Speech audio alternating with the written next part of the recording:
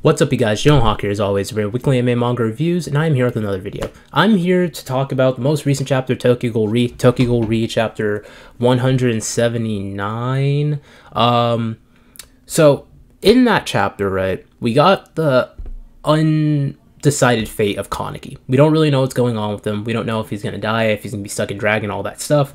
But the thing that I mainly want to talk about when it comes to that is, one, obviously, Kaneki's fate, what could happen there, and kind of discuss the possibilities that they could take it when it comes to the conclusion of the story next week, which the chapter 179, no, we're on 178, 179 is next week, and the chapter is supposed to be 36 pages. So, yeah. Now, one thing I do want to say, though, is Rize spoke in the most recent chapter. I didn't pick this up initially the first time, but when I was going through the chapter, like when I was on a Discord call, I was like, wait, what the hell? Like, Rize spoke. Now, depending on the translation that you read, what she says is different, because in the manga stream translation, I think this one is a little bit inaccurate. Manga stream has been proven to be inaccurate like a few times. Like, not extremely so. I still think that their biggest mess up was the whole thing with Merlin, the Demon King, and the Goddess Clan, like back in Taizai. Like, if you're a Taizai fan, you know what the hell I'm talking about. But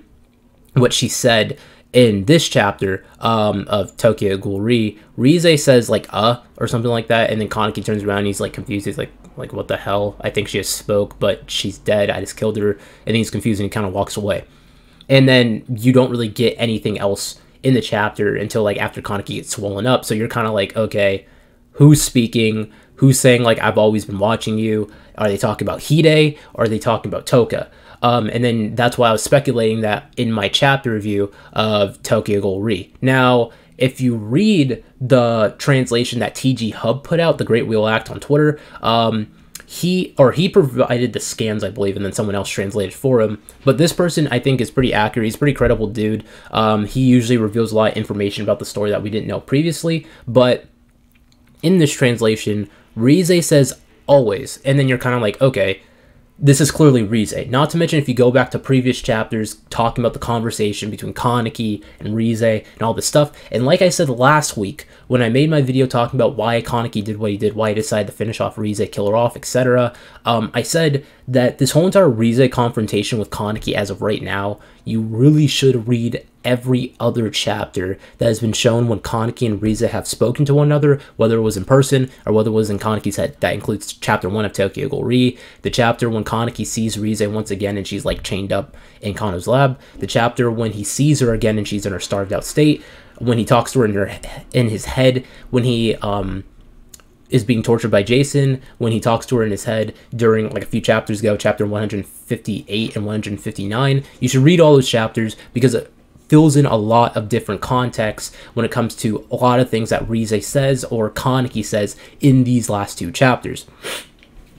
So when Kaneki is running away from Rize, or when he's like escaping Dragon or whatever, the Oviduct, you have where it's trying to take Kaneki back in, because it keeps on, it's speaking to him as he's running out, and Kaneki's just like, what the, like, I need to save Aito, I need to get the hell out of here. And then it's like, oh, return, like, come back to us. And this isn't anything new. Now, if you go back to the chapter, I forgot what chapter it was. I think it might have been 160. I think it was 160 or 161, whatever chapter that Toka tries to remove, Toka and the Quinks try to remove Kaneki out from Dragon. You have where when they were pulling him out, and before like the actual dragon body began to harden, you see like dragons trying to like pull Kaneki back in, and like all those like weird like almost like a symbiote, and like all these like mini dragon fissions are trying to like attack the Qs and like keep Kaneki inside, since he's the nucleus.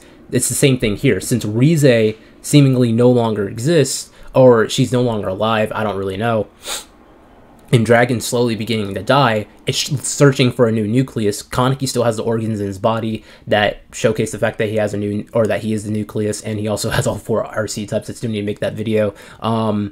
But you have where they're trying to like bring Kaneki back in, and they seemingly succeed in doing so by the very end of this chapter. Now, this becomes even more obvious after Kaneki becomes completely immersed by like the fluid that Dragon was producing, and is like sinking to the bottom, and he's like looking up the light, and you have where he's kind of like reaching upwards. You have where it says like, "Hey Kaneki-san," or "Hey Mr. Kaneki, I've always been watching you." And that's a quote that Rize's always said to Kaneki. I believe she said that in the first chapter. I can't remember if it was the first official chapter or if the redrawn chapter she said that, but she says that to Kaneki. She's like, "Oh yeah, you know, I've always been watching you, just like how you've been watching me." And then she proceeds to bite Kaneki in the shoulder. So it's the same thing here. And it's kind of sad in this way, because like, if you think about it, it's like Rize, in a very odd way, got what she always wanted here, where she was finally able to eat Kaneki. Like, even though she didn't technically quote-unquote eat him, she kind of did at the same time, if that makes any sense. So, since Kaneki got sunk in to the fluids of dragon and is seemingly going to stay in the Oviduct and become the new nucleus for the Oviduct or whatever, either one or, like, several different things could happen. Now, either A, Ayato, since we know Ayato's fate as of right now is unknown, Kaneki was going back to save him, and the last time we saw Ayato, he's starting to become affected by dragon. Ayato could come in and save Kaneki.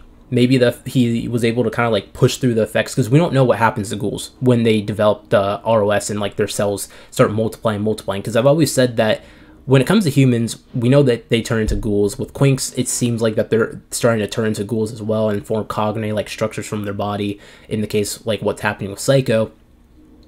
But with ghouls, I always thought, okay, the cognate structure thing could still happen, but realistically, if your cells are multiplying, you should end up developing like a Kakuja, which could be what happened to Ayato, because we have no clue what the fuck happened to him. So Ayato could come in, save Kaneki, and rip him out, and they escape. That could be the whole purpose of why Ayato went down there to begin with. Another thing that could happen is Kaneki stays inside the Oviduct, and you have where, like that, a few chapters ago, we got a color spread, a cover page, like with Kaneki in the front, and then it's like, this will end in a tragedy without me.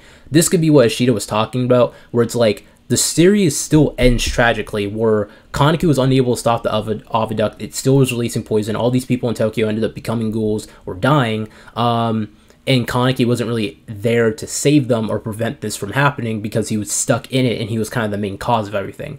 That could be one thing. Now, another thing that could happen is Kaneki's still stuck inside of it, but somehow because of his blood, he's able to reverse it. So people end up becoming cured, and then he kind of becomes like a nationwide spread cure of the ROS disease. And the other thing, that's kind of like actually the only three options I can see happening. But yeah, that's kind of it when it comes to this topic, though.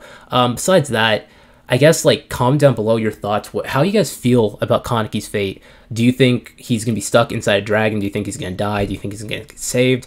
How do you think next chapter of Tokyo Ghoul Re is going to play out? I think it's going to be a time skip, a pretty large one. I think it's going to be like 5 years or more, or maybe, actually, I don't really know, actually. It could be 5 years, I guess, because, like, Ishida's known for doing a lot of mini time skips, so for all we know, it could be like a year later, or like several years later, who knows. I'm hoping, though, all right, this is kind of off topic, but I'm hoping next chapter, right, we have Marude is the brew chief. Ure finally becomes special class. Please, special class investigator Ure. Need that to happen. And I want to see the child of Toka and Kaneki. I know that some people are kind of like, I don't care about the child. Like, I was kind of like that for the most part, but I do want to see what the kid looks like. I'd like to know the gender. I'm hoping, though, that the kid doesn't have a name that's based off of someone. I'm hoping it has its own original name. Pleasure, Kaneki. But yeah, that's kind of all my expectation for the next chapter. I don't really know what's going to happen. I think we're going to find out Kaneki's fate next chapter. Whether we're going to see, like, Kaneki's kid, like, looking up at, like, the freaking Oviduct, and he's like, or he or she is like dad or something, I don't know. Or we see Kaneki like maybe like in the Oviduct, kind of like what's happening with Rize, where he's just kind of like in a cocoon like state and just like asleep, or what, I don't really know. But besides that, that's all for this video. Thanks for watching. Remember, comment, subscribe. As always, guys, I love you all. Jalen Hawk signing out. See you guys. Oh, before I leave, the thumbnail for this video, if anyone knows who the artist is, link me down below. I would appreciate it, because I'd like to give them the actual proper credit, because this thumbnail that I use for this video is beautiful and I can't find the artist anywhere. So anyways, thank you for watching, guys. Remember, comment, subscribe. As always, I love you all. Jalen Hawk signing out. Bye, guys.